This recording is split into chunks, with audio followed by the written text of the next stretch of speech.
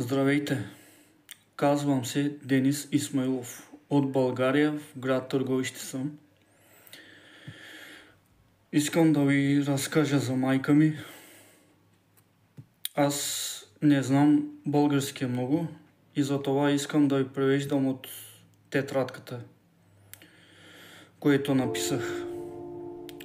Майка ми вече в 5 години е затворена в клиниката в Витоз в Германия. Тя е диагностицирана в биполярно разстройство, но я задържат на сила. Освен това, я карат да работи в прецедентно подкрепен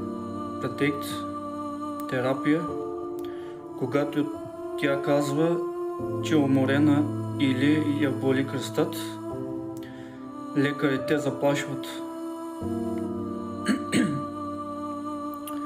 Ако не отидеш на работа, няма да пушиш или ще плащаш сама разходите за клиниката, казаха. Жалбите изобщо не се взимат на сериозно. Психиатърът вместо да й помогне, измисля причини да я задържат вътре. Адвокатът не вдига телефона, а прокурорът от 2 месеца мълчи. Майка ми страда и иска да се върне у дома в България.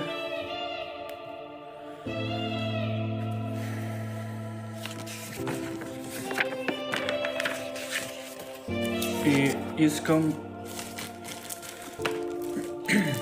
също да покажа, че съм намерил психиатър в България.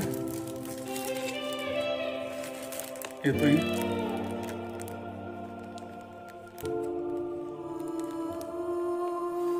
Тук отдолу пише на психиатър името. И който е да продължи лечението си там.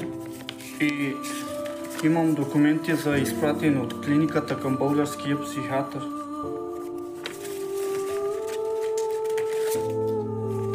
Тук малко съм изкъсал. Ето.